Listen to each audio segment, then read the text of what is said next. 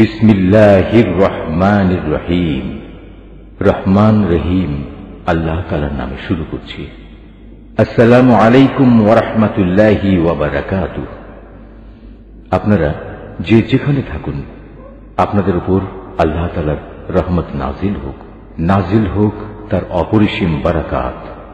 সুধী মণ্ডলী, বিশ্ববাসীর প্রতি আল্লাহ তাআলার সর্বশেষ রহমত ও বরকতের প্রতীক কোরআনে কারীমের দিকে আমরা আপনাদের উদাত্ত আহ্বান জানাই কোরআনের প্রতিষ্ঠিত নিরাপত্তা ও অনাবিল প্রশান্তির দিকে।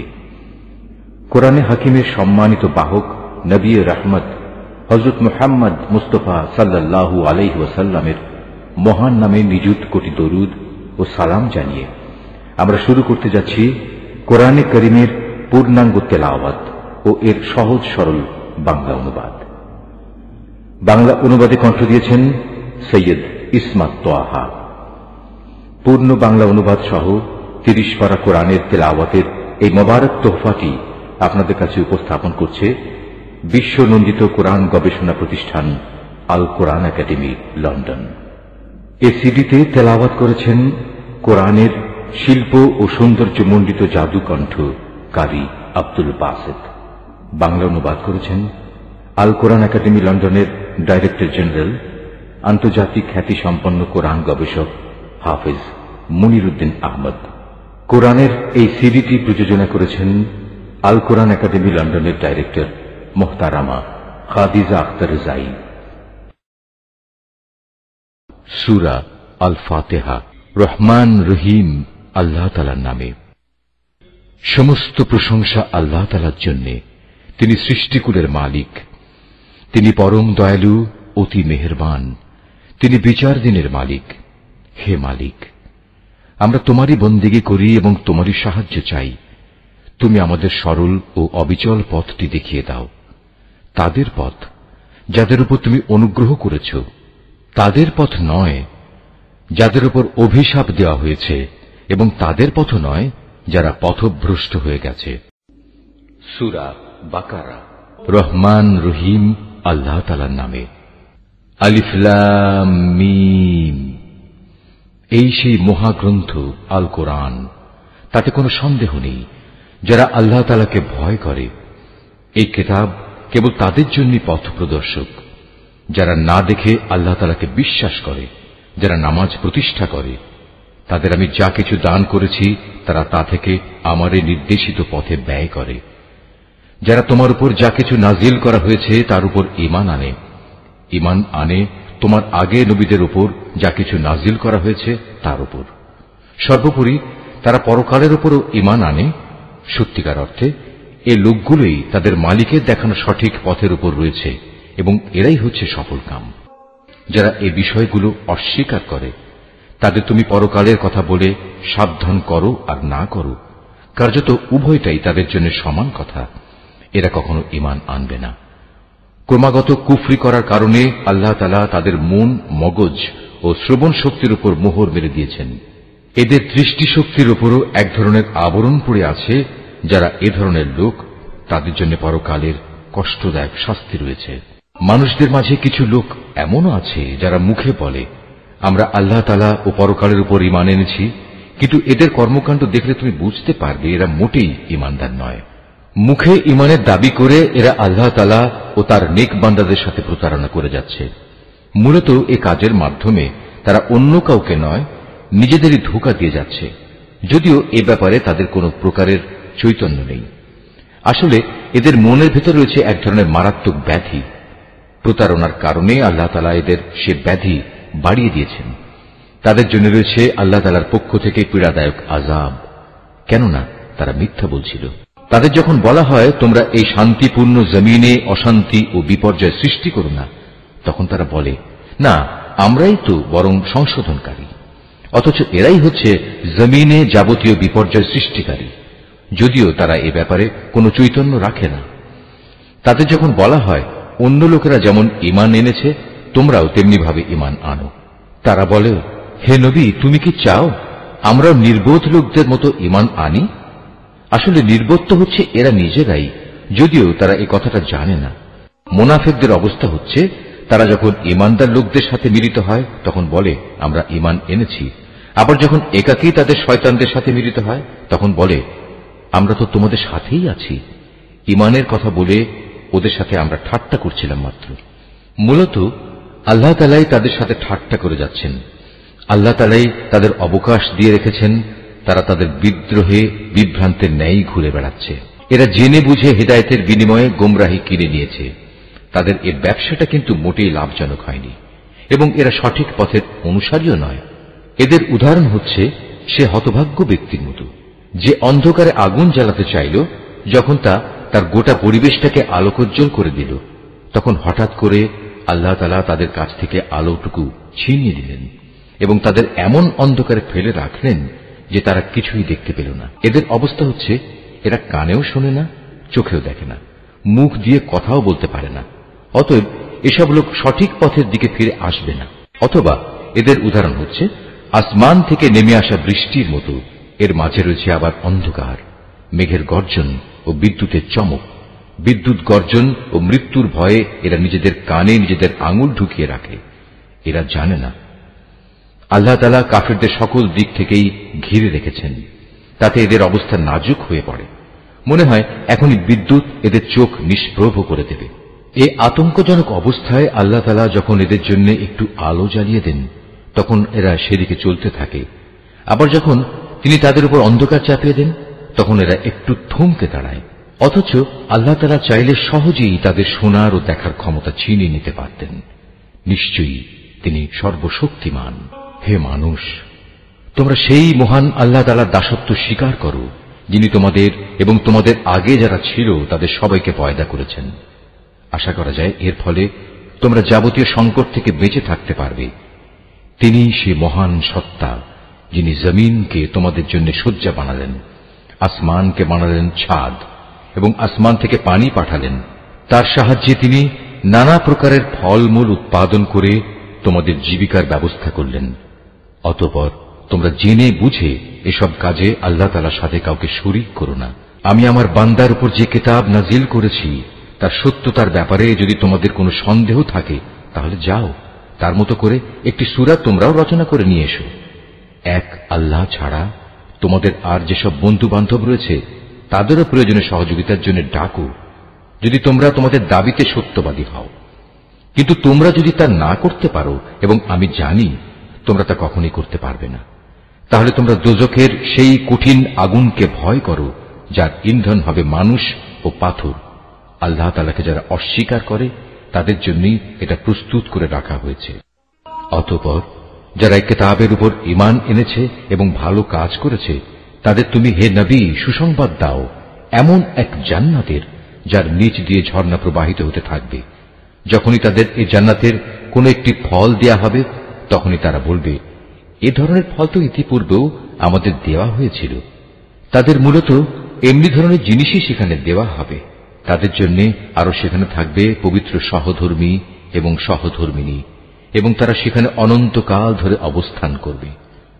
সত্য প্রমাণের জন্য আল্লাহ তাআলা মশা কিংবা তার চাইতে উপরে যা কিছু আছে তার উদাহরণ দিতেও লজ্জাবোধ করেন না। যারা আল্লাহর বাণীতে বিশ্বাস স্থাপন করে তারা জানে এ সত্য আল্লাহর কাছ থেকেই এসেছে। আর যারা আগেই সত্য অস্বীকার করেছে তারা একে না মানার অজুহাত দিতে গিয়ে বলে, আল্লাহ তাআলা এ উদাহরণ দ্বারা কি বুঝাতে চান? এভাবে একই ঘটনা দিয়ে আল্লাহ তাআলা অনেক লোককে গুমরাহিতে নিমজ্জিত করলেও বহু লোককে তিনি আবার এ দিয়ে হেদায়েতের পথও দেখান। আর কতিপয় পাপাচারী ব্যক্তি ছাড়া তিনি তা দিয়ে অন্য কাউকে গুমরাহিতে নিমজ্জিত করেন না। এরা হচ্ছে সেসব লোক যারা আল্লাহর ফরমান মেনে চলার প্রতিশ্রুতি দেওয়ার পর তা ভঙ্গ করে। ব্যক্তি ও সমাজ জীবনে আল্লাহ তাআলা যেসব সম্পর্কের ভিত মজবুত করতে বলেছেন তা তারা ছিন্ন করে। সর্বোপরি জমিনে অহেতুক বিপর্যয় সৃষ্টি করে। এরাই হচ্ছে আসল ক্ষতিগ্রস্ত। তোমরা আল্লাহকে কিভাবে অস্বীকার করবে? অথচ তোমরা প্রথম দিকে ছিলে মৃত। তিনি তোমাদের জীবন দিয়েছেন, পুনরায় তিনি তোমাদের মৃত্যু দেবেন। অতঃপর সর্বশেষে তিনি আবার তোমাদের জীবন দান করবেন, এবং এভাবেই তোমাদের একদিন তাঁর কাছে ফিরে যেতে হবে। তিনি সেই মহান সত্তা যিনি এ পৃথিবীর সব কিছু তোমাদের ব্যবহারের জন্য তৈরি করেছেন, অতঃপর তিনি আসমানের দিকে মনোনিবেশ করলেন এবং তাকে 7 আসমানে বিন্যস্ত করলেন। তিনি সবকিছু সম্পর্কেই সম্যক অবগত আছে। হে নবী, স্মরণ করো যখন তোমার মালিক তাঁর ফেরেশতাদের সম্বোধন করে বললেন, আমি পৃথিবীতে আমার খলিফা বানাতে চাই। তারা বলল, তুমি কি এমন কাউকে খলিফা বানাতে চাও যে তোমার জমিনে বিশৃঙ্খলা ও বিপর্যয় সৃষ্টি করবে এবং স্বার্থের জন্য তারা রক্তপাত করবে? আমরাই তো তোমার প্রশংসা সহকারে তোমার তাসবিহ পড়ছি এবং প্রতিনিয়ত তোমার পবিত্রতা বর্ণনা করছি। আল্লাহ তাআলা বললেন, আমি যা জানি তোমরা তা জানো না। আল্লাহ তাআলা অতঃপর তাঁর খলিফা আদমকে প্রয়োজনীয় সব জিনিসের নাম শিখিয়ে দিলেন। পরে তিনি সেগুলো ফেরেশতাদের কাছে পেশ করে বললেন, তোমাদের আশঙ্কার ব্যাপারে তোমরা যদি সত্যবাদী হও তাহলে তোমরা আমাকে এর নামগুলো বলো তো। ফেরেশতারা বলল, হে আল্লাহ তাআলা, তুমি পবিত্র, আমাদের তো এর বাইরে আর কিছুই জানা নেই যা তুমি আমাদের শিক্ষা দিয়েছ। তুমিই একমাত্র জ্ঞানী, একমাত্র কুশলী। আল্লাহ তাআলা এবার আদমকে বললেন, তুমি ফেরেশতাদের সে নামগুলো বলে দাও।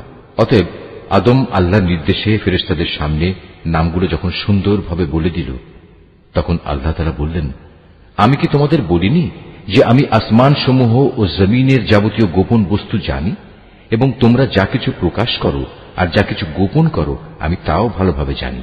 আল্লাহ তাআলা যখন ফেরেশতাদের বললেন, তোমরা সম্মানের প্রতীক হিসেবে আদমের জন্য সাজদা করো, অতঃপর তারা আল্লাহর আদেশে আদমের সামনে সাজদা অবনত হল, শুধু ইবলিস ছাড়া। সে সাজদা করতে অস্বীকার করল এবং অহংকার করল, অতঃপর সে নাফরমানদের দলে শামিল হয়ে গেল। আমি বললাম, হে আদম, তুমি এবং তোমার স্ত্রী পরম সুখে এই বেহেশতে বসবাস করতে থাকো এবং এর নিয়ামত থেকে যা তোমাদের মন চায় তাই তোমরা স্বাচ্ছন্দ্যের সাথে আহার করো, তবে এই গাছটির পাশেও যেও না, অন্যথায় তোমরা দুজনই সীমা লঙ্ঘনকারীদের মধ্যে শামিল হয়ে যাবে। কিন্তু শয়তান শেষ পর্যন্ত সেখান থেকে তাদের উভয়ের পদস্খলন ঘটাল। তারা উভয়ে বেহেশতের যেখানে ছিল সেখান থেকে সে তাদের বের করেই ছাড়ল। আর আমি তাদের বললাম, তোমরা একজন আরেকজনের দুশমন হিসেবে এখান থেকে নেমে পড়ো। তোমাদের পরবর্তী বাসস্থান হবে পৃথিবী, সেখানে একটি নির্দিষ্ট সময় পর্যন্ত তোমাদের জন্য জীবনের যাবতীয় উপকরণ থাকবে।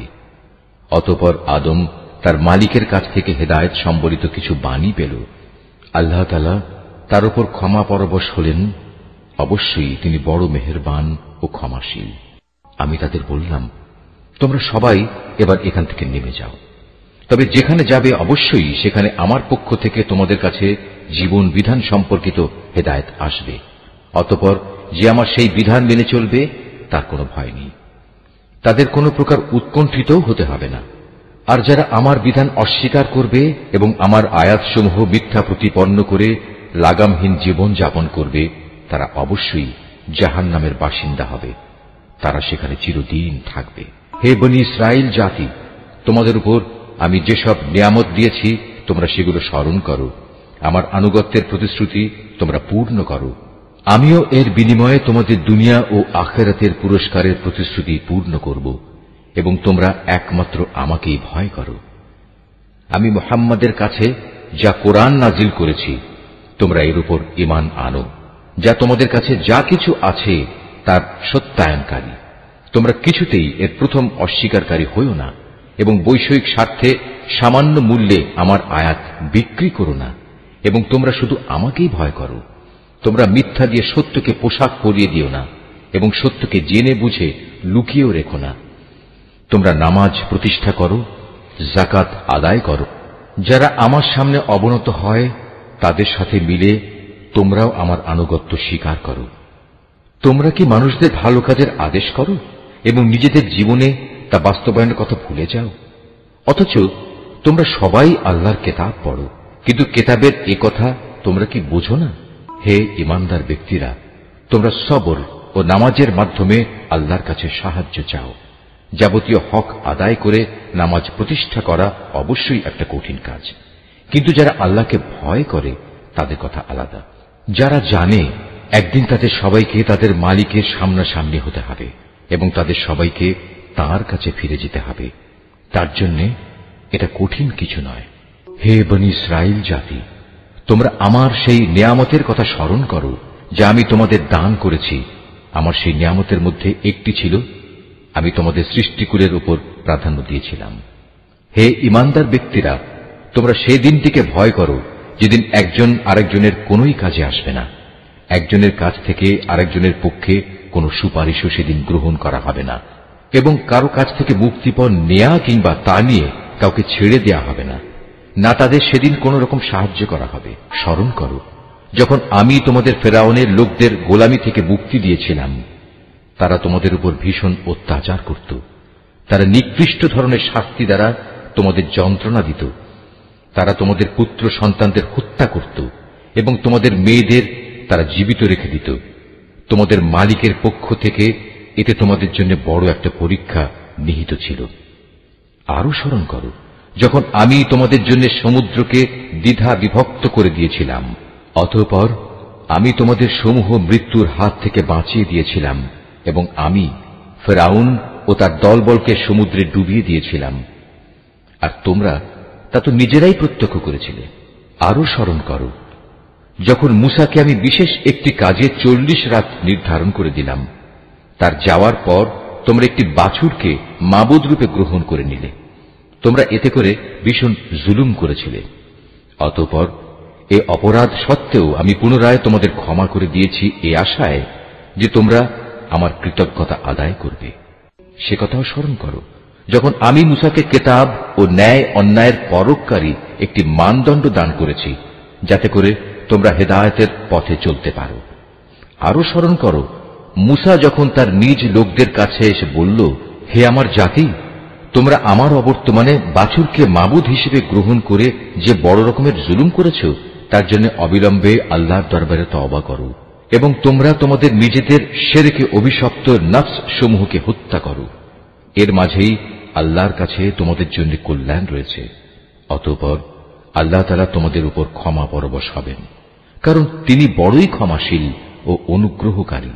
তোমরা যখন বলেছিলে, হে মূসা, আমরা আল্লাহকে প্রত্যক্ষভাবে না দেখলে কখনো তার উপর ঈমান আনব না, তখন এ ধৃষ্টতার শাস্তি হিসেবে মুহূর্তের মধ্যেই বজ্রের মতো এক গজব তোমাদের উপর নৈপতিত হল, আর তোমরা তার দিকে চেয়েই থাকলে, কিছুই করতে পারলে না। অতঃপর এই ধ্বংসকর মৃত্যুর পর তোমাদের আমি পুনরায় জীবন দান করলাম, যাতে করে তোমরা আমার কৃতজ্ঞতা আদায় করতে পারো।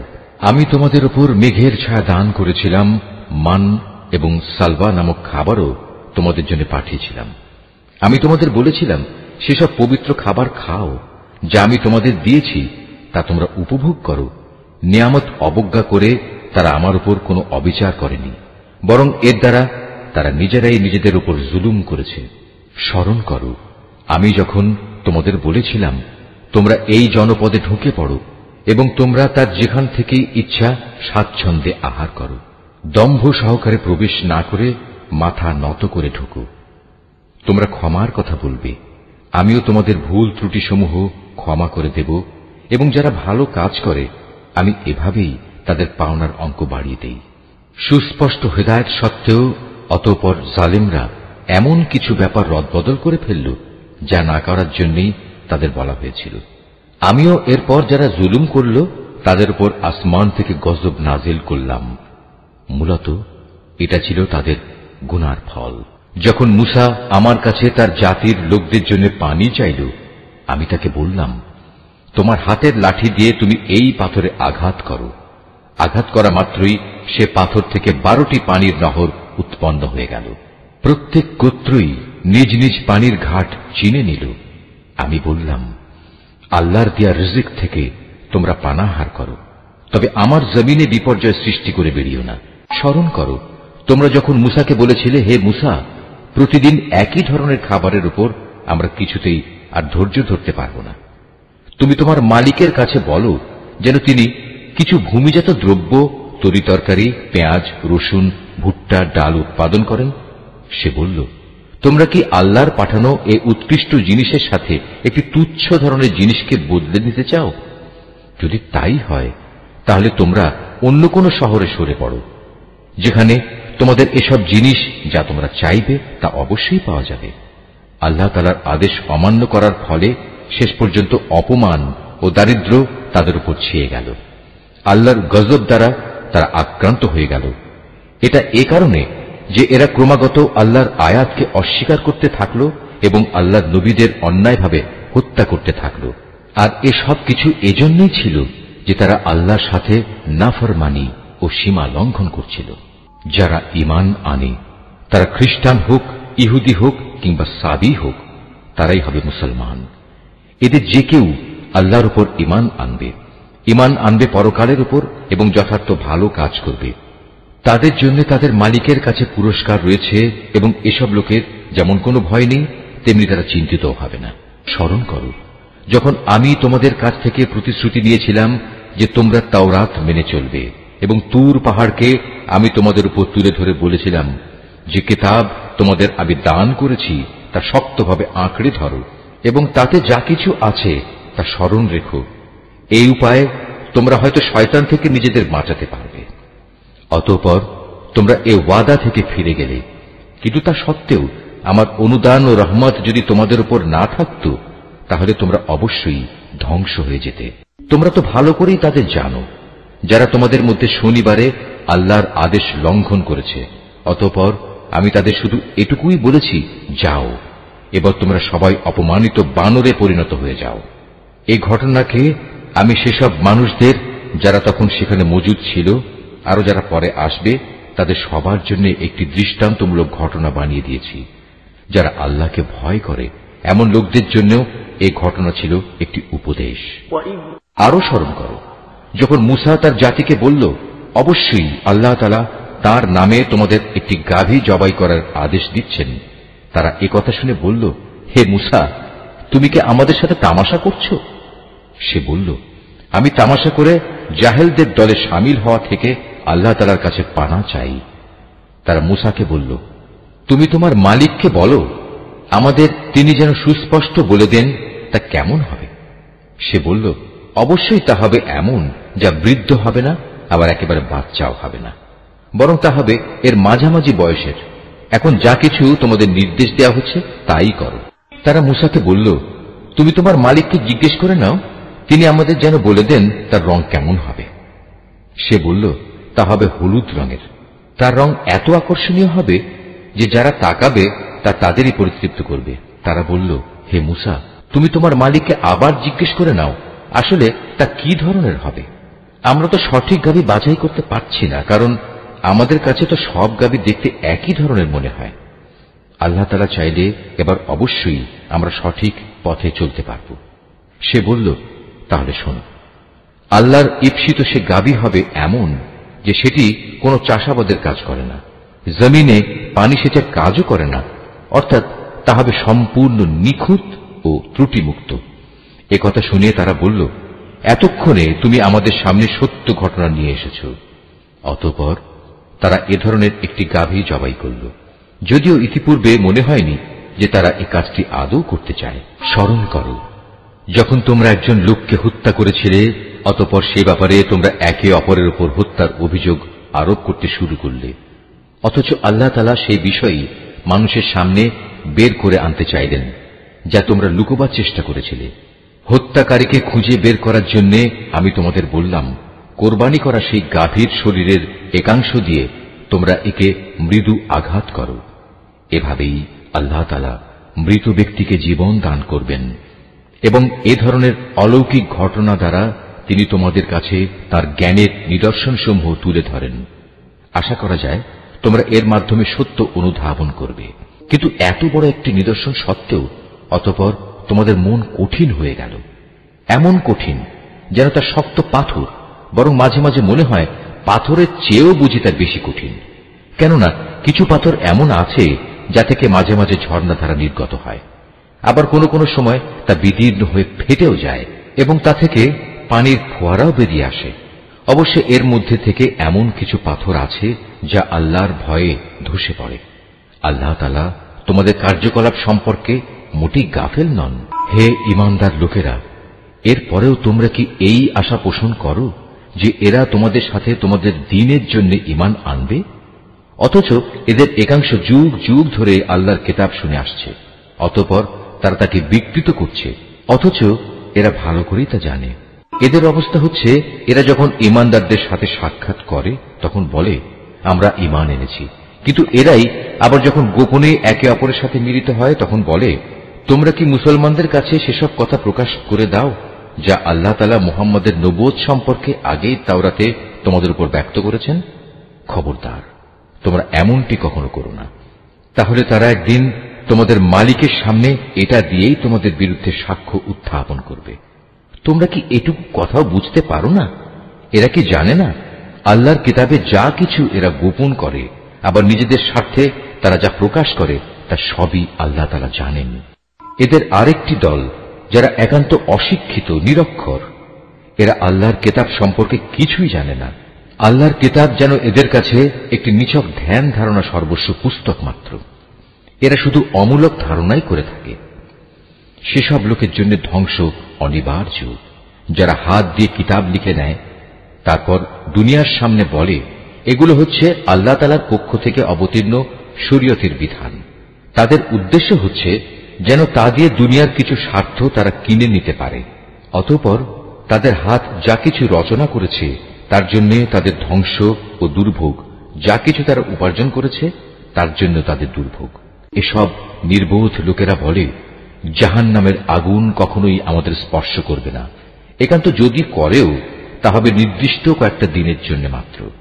হে নবী, তুমি তাদের বলো তোমরা কি আল্লাহর কাছ থেকে এমন কোন প্রতিশ্রুতি আদায় করে নিয়েছ? আল্লাহ তাআলা তো কখনো তার প্রতিশ্রুতি ভঙ্গ করেন না। না তোমরা জেনে বুঝেই আল্লাহ তাআলা সম্পর্কে এমন সব কথা বলে বেড়াচ্ছ যা তোমরা নিজেরাই জানো না। হ্যাঁ, যে কোনো ব্যক্তি স্বেচ্ছায় অপরাধ করেছে এবং যাকে তার পাপ ঘিরে রেখেছে, এমন লোকেরাই হচ্ছে জাহান্নামের অধিবাসী এবং সেখানে তারা চিরদিন অবস্থান করবে। আবার যারাই আল্লাহর উপর ঈমান আনবে এবং ভালো কাজ করবে তারা বেহেশতবাসী হবে, তারা সেখানে চিরদিন থাকবে। যখন আমি বনী ইসরায়েলদের কাছ থেকে এ মর্মে প্রতিশ্রুতি নিয়েছিলাম যে তোমরা আল্লাহ তাআলা ছাড়া অন্য কারো ইবাদত করবে না এবং মাতা পিতার সাথে সৎ ব্যবহার করবে, আত্মীয় স্বজন, এতিম মিসকিনদের সাথে ভালো ব্যবহার করবে, মানুষদের সুন্দর কথা বলবে, নামাজ প্রতিষ্ঠা করবে, যাকাত প্রদান করবে, কিন্তু এ সত্ত্বেও তোমাদের মধ্যে সামান্য কিছু সংখ্যক লোক ছাড়া অধিকাংশই অতঃপর সেদিন ফিরে গেছ। এভাবেই তোমরা প্রতিশ্রুতি থেকে মুখ ফিরিয়ে নিয়েছিলে। তোমাদের কাছ থেকে আমি এ প্রতিশ্রুতিও নিয়েছিলাম যে তোমরা কেউ কারো রক্তপাত করবে না এবং নিজেদের লোকদের তাদের ঘর বাড়ি থেকে উচ্ছেদ করবে না। অতঃপর তোমরা তা স্বীকার করে নিয়েছিলে। তোমরা তো নিজেরাই এ সাক্ষ্য দিচ্ছ। তারপর এই তো হচ্ছে তোমরা একে অপরকে তোমরা হত্যা করতে লাগলে। তোমাদের এক দলকে তোমরা তাদের ভিটে মাটি থেকে বিতাড়িত করে দিতে লাগলে। অন্যায় এবং জুলুম দ্বারা জালেমদের তোমরা তাদের উপর পৃষ্ঠপোষকতা করতে থাকলে। শুধু তাই নয়, কোন লোক যুদ্ধবন্দী হয়ে তোমাদের কাছে এলে তোমরা তাদের জন্য মুক্তিপণ দাবি করো, অথচ তাদের ঘরবাড়ি থেকে উচ্ছেদ করাটাই ছিল তোমাদের উপর অবৈধ কাজ এবং আল্লাহ তাআলাকে দেয়া প্রতিশ্রুতির লঙ্ঘন। তোমরা কি তাহলে আল্লাহর কিতাবের একাংশ বিশ্বাস করো এবং আরেকাংশ অবিশ্বাস করো? সাবধান, কখনো যদি কোনো জাতি কিংবা ব্যক্তি দ্বীনের অংশবিশেষের উপর ঈমান আনয়নের এ আচরণ করে, তাদের শাস্তি এছাড়া আর কি হবে? যে পার্থিব জীবনে তাদের লাঞ্ছনা ভোগ করতে হবে, তাদের পরকালেও কঠিনতম আযাবের দিকে নিক্ষেপ করা হবে। তোমরা প্রতিনিয়ত যা করছ, আল্লাহ তাআলা সে সব কিছু থেকে মোটেও উদাসীন নন।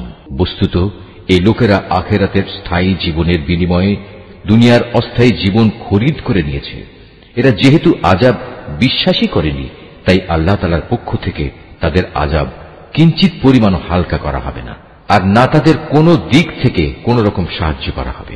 আমি মূসাকে কিতাব দিয়েছি, তারপর একে একে আমি আরো অনেক নবী পাঠিয়েছি এবং বাপ ছাড়া সন্তান পয়দা হওয়ার মতো সুস্পষ্ট নিদর্শন দিয়ে আমি মরিয়ম পুত্র ঈসাকে পাঠিয়েছি এবং আমার পাঠানো বাণী ও পবিত্র আত্মার মাধ্যমে তাকে আমি সাহায্য করেছি। অথচ যখনই তোমাদের কাছে আল্লাহর কোন নবী আসত, তোমাদের মনোপুত না হলে তোমরা অহংকারের বশবর্তী হয়ে তাদের অস্বীকার করেছ। তাদের কাউকে তোমরা মিথ্যাবাদী বলেছ, আবার তাদের একদলকে তোমরা হত্যাও করেছ। তারা বলে, হেদায়েতের জন্য আমাদের মন ও তার দরজা বন্ধ হয়ে আছে। আসলে আল্লাহ তাআলাকে তাদের ক্রমাগত অস্বীকার করার কারণে তিনি তাদের উপর অভিসম্পাত করেছেন। অতঃপর তাদের সামান্য পরিমাণ লোকই আল্লাহর উপর ঈমান এনেছে। যখনই তাদের কাছে আল্লাহর কাছ থেকে কিতাব নাজিল হল, যা তাদের কাছে মজুদ কিতাবের সত্যতা স্বীকার করে, তাছাড়া এর আগে তারা নিজেরাই সমাজের অন্যান্য কাফেরদের উপর বিজয়ী হওয়ার জন্য এই কিতাব ও তার বাহকের আগমন কামনা করেছিল। কিন্তু আজ যখন তা তাদের কাছে এলো এবং যা তারা যথাযথ চিনতেও পারল, তাই তারা অস্বীকার করল। যারা আল্লাহর কিতাব অস্বীকার করে তাদের উপর আল্লাহর অভিসম্পাত নাজিল হোক। কত নিকৃষ্ট বস্তু সেটি, যার বিনিময়ে তারা তাদের নিজেদের মন প্রাণ বিক্রয় করে দিয়েছে। শুধু গোলামির বশবর্তী হয়েই তারা আল্লাহর নাজিল করা বিধান অস্বীকার করেছে, শুধু এ কারণে যে আল্লাহ তাআলা তার বান্দাদের মধ্যে থেকে যাকে চান তাকে নবুয়ত দিয়ে অনুগ্রহ করেন।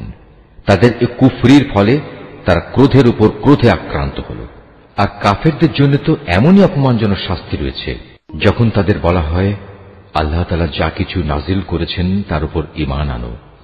তারা বলে, আমরা তো শুধু সেসব কিছুর উপর ঈমান আনি যা আমাদের বনী ইসরাইল জাতির উপর নাজিল করা হয়েছে। এর বাইরে যা তারা অস্বীকার করে অথচ তা একান্ত সত্য, তা তাদের কাছে নাজিল করা আল্লাহর কথাগুলোকেও সত্য বলে স্বীকার করে।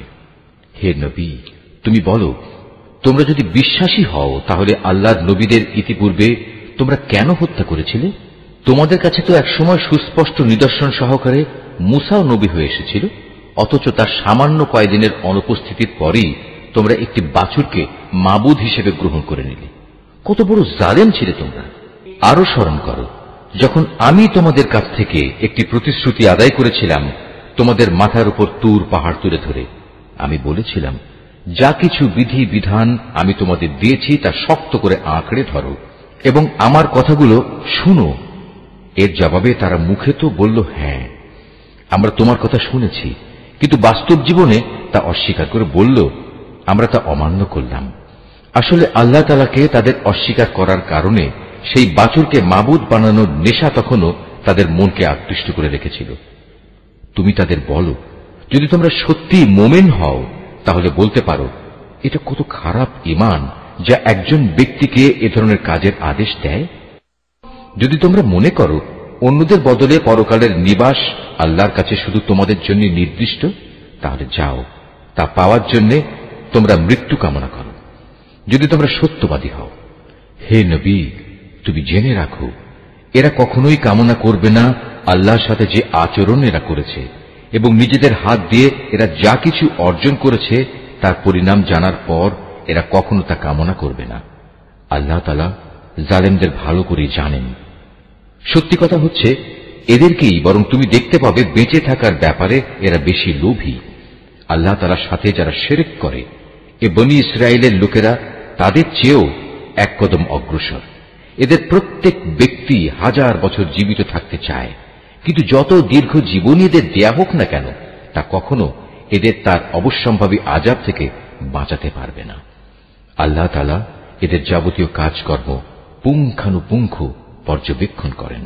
হে নবী, তুমি বলো, কে সে ব্যক্তি যে জিব্রাইলের শত্রু হতে পারে, অথচ সে তো আল্লাহর আদেশে আল্লাহর বাণীসমূহ তোমার অন্তঃকরণে নাজিল করে দেয়, তাও এমন এক বাণী যা তাদের কাছে মজুদ বিষয়সমূহের সত্যতা স্বীকার করে। সর্বোপরি এ হচ্ছে মোমেনদের জন্য সুসংবাদবাহী গ্রন্থ। যারা আল্লাহর শত্রু তার বাণীবাহক ফেরেশতার ও নবী রসুলের শত্রু জিব্রাইলের ও মিকাইলের, তারা একদিন এ কথাটা বুঝতে পারবে। স্বয়ং আল্লাহ তাআলাই হচ্ছেন কাফেরদের বড় শত্রু। অবশ্যই আমি তোমার কাছে সুস্পষ্ট নিদর্শন পাঠিয়েছি। পাপী ব্যক্তিরা ছাড়া এই সব কিছু কেউই অস্বীকার করতে পারে না, কিংবা যখনই তারা আল্লাহর সাথে কোনো ওয়াদা করেছে তখনই তাদের এক দল তা ভঙ্গ করেছে। আসলে তাদের অধিকাংশই ঈমানদার ছিল না। যখনই তাদের কাছে আল্লাহর পক্ষ থেকে কোনো নবী আসে এবং যে তাদের কাছে আগের কিতাবে যেসব কথা মজুদ রয়েছে তার সত্যতা স্বীকার করে, তখনই সেই আগের কিতাবের ধারকদের একটি দল পূর্ববর্তী কিতাবের কথাগুলো এমনভাবে তাদের পেছনের দিকে ফেলে দিল যেন তারা এ ব্যাপারে কিছুই জানে না।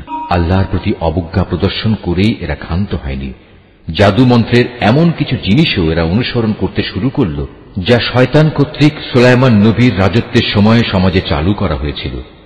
সত্য কথা হচ্ছে, সুলাইমান কখনো জাদুকে আল্লাহ বিরোধী কাজে ব্যবহার করে আল্লাহকে অস্বীকার করেনি। আল্লাহকে তো অস্বীকার করেছে সেসব অভিশপ্ত শয়তান যারা মানুষকে জাদুমন্ত্র শিক্ষা দিয়েছে।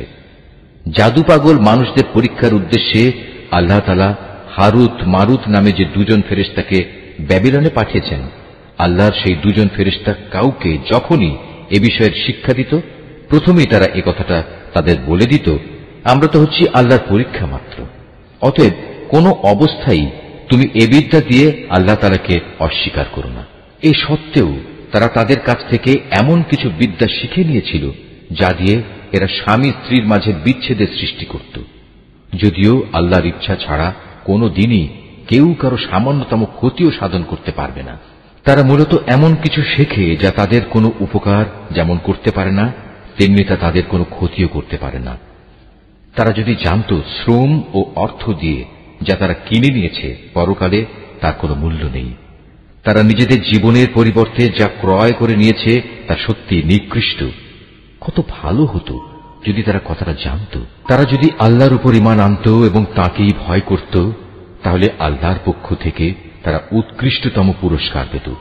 কত ভালো হতো যদি তারা এটা অনুধাবন করত। হে ঈমানদার ব্যক্তিরা, ধৃষ্টতার সাথে কখনো বলো না, হে নবী তুমি আমাদের কথা শোনো, বরং তার দৃষ্টি আকর্ষণ করার জন্য বলো, হে নবী আমাদের দিকে লক্ষ্য করো এবং তোমরা সর্বদা তার কথা শুনবে, মনে রাখবে। যারা তার কথা অমান্য করে তাদের জন্য অত্যন্ত বেদনাদায়ক শাস্তি রয়েছে।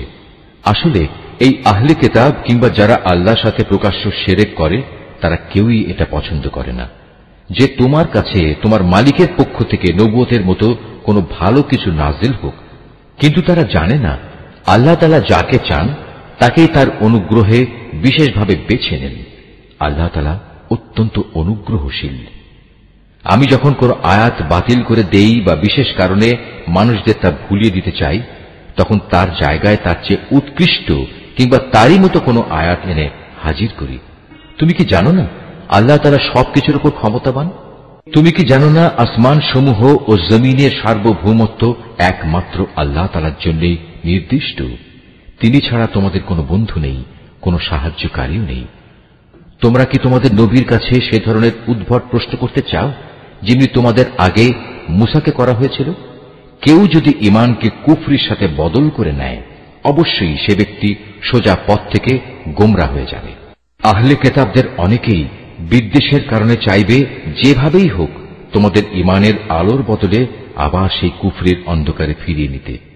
এমনকি সত্য তাদের কাছে স্পষ্ট হয়ে যাওয়ার পরও তারা এ পথ থেকে বিরত হবে না। অতএব তাদের ব্যাপারে আল্লাহর সিদ্ধান্ত আসা পর্যন্ত তোমরা ক্ষমার নীতি অবলম্বন করো এবং তাদের সাথে ভালো ব্যবহার করো। আল্লাহ তাআলা সব কিছুর উপর অবশ্যই ক্ষমতাশালী। তোমরা নামাজ প্রতিষ্ঠা করো এবং যাকাত আদায় করো। এর মাধ্যমে যেসব নেকি তোমরা আল্লাহর কাছে অগ্রিম পাঠাবে তার কাছে এর সবই তোমরা মজুদ পাবে। তোমরা যা কিছুই করো আল্লাহ তাআলা অবশ্যই এর সব কিছু দেখতে পান। তারা বলে ইহুদি ও খ্রিস্টান ছাড়া আর কেউই বেহেশতে যাবে না। আসলে এটা হচ্ছে তাদের মিথ্যা কল্পনা। তুমি হে নবী বলো, যদি তোমরা সত্যবাদী হও তাহলে তোমাদের দলিল প্রমাণ নিয়ে এসো। তবে হ্যাঁ, যে কোনো ব্যক্তি আল্লাহর সামনে নিজের সত্তাকে সমর্পণ করে দেবে এবং সে হবে অবশ্যই একজন নেককার মানুষ। তার জন্য তার মালিকের কাছে এর বিনিময় রয়েছে। তাদের কোনো ভয় ভীতি নেই, আর না সেদিন তাদের চিন্তান্বিত হতে হবে। ইহুদিরা বলে খ্রিস্টানরা কোনো কিছুর উপর প্রতিষ্ঠিত নয়, খ্রিস্টানরা বলে ইহুদিরা কোনো কিছুর উপর প্রতিষ্ঠিত নয়। অথচ এদের অবস্থা হচ্ছে এরা উভয়ই আল্লাহর কিতাব পাঠ করে, আদৌ আল্লাহর কিতাবের কোনো কিছুই জানে না। এমন লোকেরা আবার এদের উভয় সম্পর্কে একই ধরনের কথা বলে। তারা যে বিষয়ে মতবিরোধ করছে আল্লাহ তাআলা শেষ বিচারের দিনে সে বিষয়ে তাদের মাঝে মীমাংসা করে দেবেন। সে ব্যক্তির চেয়ে বড় জালেম আর কে আছে যে ব্যক্তি আল্লাহর ঘর মসজিদে তার নাম স্মরণ করতে বাধা দেয় এবং তার ধ্বংস সাধনে সচেষ্ট হয়। এ ধরনের লোকদের বস্তুত তাতে ঢোকার কোনো যোগ্যতাই নেই। তবে একান্ত ভীত সন্ত্রস্তভাবে ঢুকলে তা ভিন্ন কথা। তাদের জন্য পৃথিবীতে যেমন অপমান লাঞ্ছনা রয়েছে, তেমনি রয়েছে পরকালে কঠিনতম শাস্তি। এরা কেবলা বদলের ব্যাপারেও মতবিরোধ করেছিল, অথচ পূর্ব পশ্চিম সবই তো আল্লাহ তাআলার। তাছাড়া তোমরা যেদিকেই মুখ ফিরাবে সেদিকেই তো আল্লাহ তাআলা রয়েছেন। আল্লাহ তাআলা সর্বব্যাপী এবং জ্ঞানী। খ্রিস্টান লোকেরা বলে আল্লাহ তাআলা অমুককে নিজের সন্তান রূপে গ্রহণ করেছেন, অথচ যাবতীয় পবিত্রতা একান্তভাবে তাঁর। তিনি এ সব কিছুর অনেক ঊর্ধ্বে। আসমান সমূহ ও জমিনের সব কিছুই তাঁর জন্যে। এর প্রতিটি বস্তুই তাঁর একান্ত অনুগত। বরং আসমান সমূহ ও জমিনের তিনিই স্রষ্টা। যখন তিনি কোনো একটি বিষয়ের সিদ্ধান্ত করেন, সে ব্যাপারে শুধু এটুকুই বলেন, হও, আর সাথে সাথেই তা হয়ে যায়। যারা সঠিক কথা জানে না তারা বলে আল্লাহ তাআলা নিজে আমাদের সাথে কথা বলেন না কেন, অথবা এমন কোন নিদর্শন আমাদের কাছে কেন পাঠান না যার মাধ্যমে আমরা তাকে দেখতে পাব। এদের আগের লোকেরাও এদের মতো করেই কথা বলতো। এদের সবার মন আসলে একই ধরনের। আল্লাহকে যারা দৃঢ়ভাবে বিশ্বাস করে, আমি তাদের জন্য আমার নিদর্শন সমূহ সুস্পষ্ট করে পেশ করে দিয়েছি। অবশ্যই আমি তোমাকে সত্য দিন সহ পাঠিয়েছি আযাবের ভীতি প্রদর্শনকারী ও জান্নাতের সুসংবাদবাহী হিসেবে। জেনে রেখো, তোমাকে জাহান্নামের অধিবাসীদের দায় দায়িত্বের ব্যাপারে প্রশ্ন করা হবে না। ইহুদি ও খ্রিস্টানরা কখনো তোমার ওপর খুশি হবে না। হ্যাঁ, তুমি যদি কখনো তাদের দলের অনুসরণ করতে শুরু করো, তখনই এরা খুশি হবে। তুমি তাদের বলে দাও, আল্লাহ তাআলার হেদায়েতই হচ্ছে একমাত্র পথ। সাবধান, তোমার কাছে সঠিক জ্ঞান আসার পরও যদি তুমি তাদের ইচ্ছানুসারে চলতে থাকো, তাহলে আল্লাহ তাআলা ছাড়া তুমি কোনো বন্ধু ও সাহায্যকারী পাবে না। আহলে কিতাবদের মাঝে এমন কিছু লোক আছে যারা এ কোরআনকে যেভাবে নিষ্ঠার সাথে পড়া দরকার সেভাবেই পড়ে। তারা তার উপর ঈমানও আনে। যারা একে অস্বীকার করে তারাই হচ্ছে ক্ষতিগ্রস্ত লোক। হে বনী ইসরাইল জাতি, তোমরা আমার সে নিয়ামত স্মরণ করো যা আমি তোমাদের দান করেছি। সে নিয়ামতের অংশ হিসেবে আমি তোমাদের দুনিয়ার অন্যান্য জাতির উপর শ্রেষ্ঠত্ব দান করেছি। তোমরা সেই দিনটিকে ভয় করো যেদিন একজন মানুষ আরেকজনের কোনোই কাজে আসবে না। সেদিন তার কাছ থেকে কোন রকম বিনিময়ও নেওয়া হবে না। আবার একের পক্ষে অন্যের সুপারিশও সেদিন কোনো উপকারে আসবে না। সেদিন এসব লোকদের কোন রকম সাহায্যও করা হবে না। আরো স্মরণ করো, যখন ইব্রাহিমকে তার রব কতিপয় বিষয়ে তার আনুগত্যের পরীক্ষা নিলেন, অতঃপর তা পুরোপুরি সে আদায় করল। আল্লাহ তাআলা বললেন, এবার আমি তোমাকে মানব জাতির জন্য নেতা বানাতে চাই। সে বলল, আমার ভবিষ্যৎ বংশধররাও কি নেতা হিসেবে বিবেচিত হবে? আল্লাহ তাআলা বললেন, আমার প্রতিশ্রুতি জালেমদের কাছে পৌঁছবে না।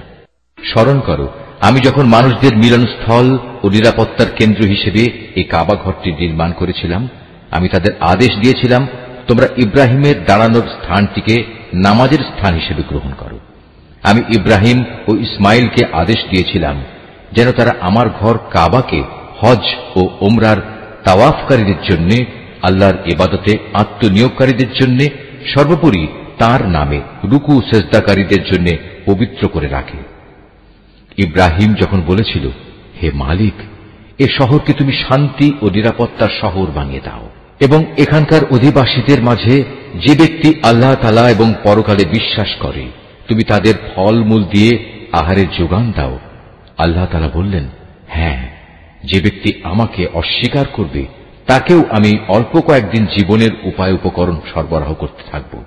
অতঃপর অচিরেই আমি তাদের আগুনের আযাব ভোগ করতে বাধ্য করব, যা সত্যি বড় নিকৃষ্টতম স্থান। ইব্রাহিম ও ইসমাইল যখন এই ঘরের ভিত্তি উঠাচ্ছিল, তখন তারা আল্লাহর কাছে দোয়া করল, হে আমাদের মালিক, আমরা যে উদ্দেশ্যে এই ঘর নির্মাণ করেছি তা তুমি আমাদের কাছ থেকে কবুল করো। একমাত্র তুমি সবকিছু জানো এবং সবকিছু শোনো। তারা আরো বলল, হে আমাদের মালিক, আমাদের উভয়কেই তুমি তোমার অনুগত মুসলিম বান্দা বানাও এবং আমাদের পরবর্তী বংশধরদের মাঝ থেকেও তুমি তোমার একদল অনুগত বান্দা বানিয়ে দাও।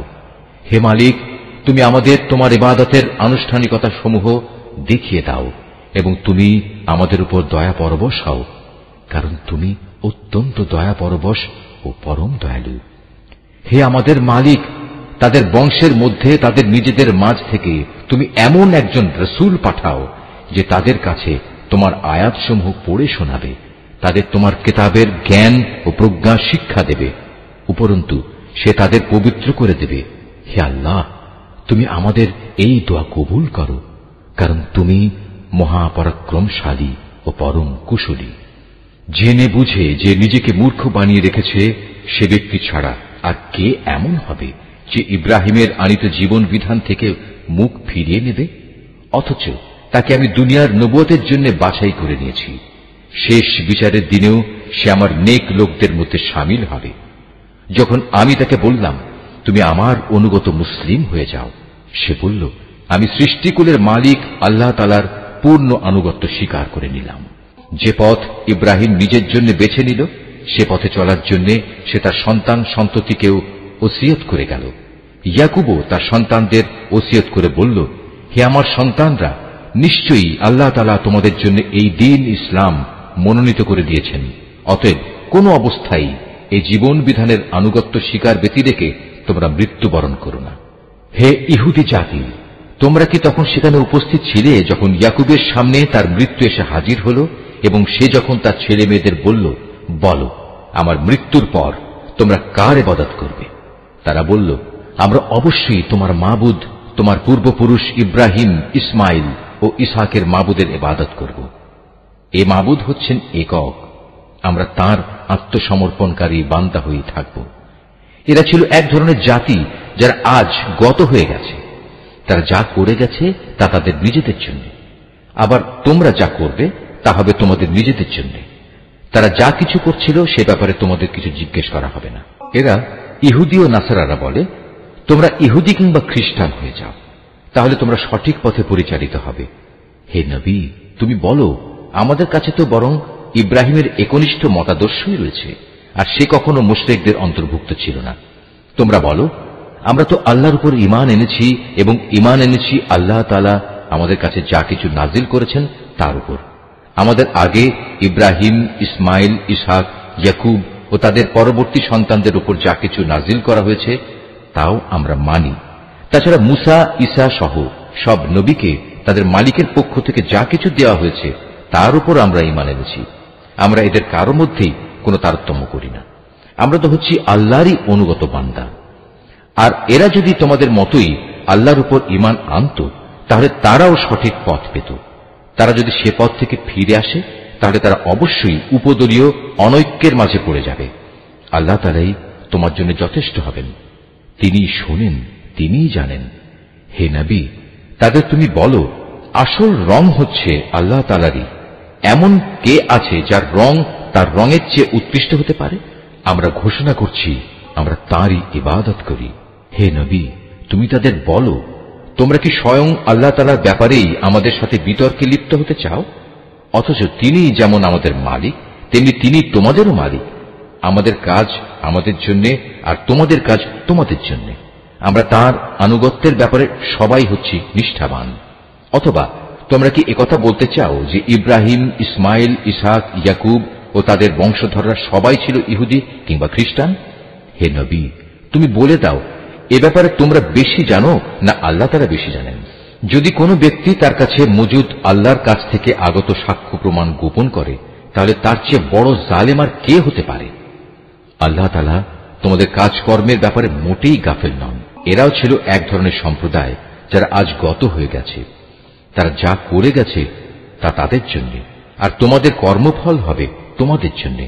তারা যা কিছু করছিল সে ব্যাপারে তোমাদের কিছু জিজ্ঞাসা করা হবে না। নিশ্চয়ই আল্লাহ যা বলেছেন সত্য বলেছেন।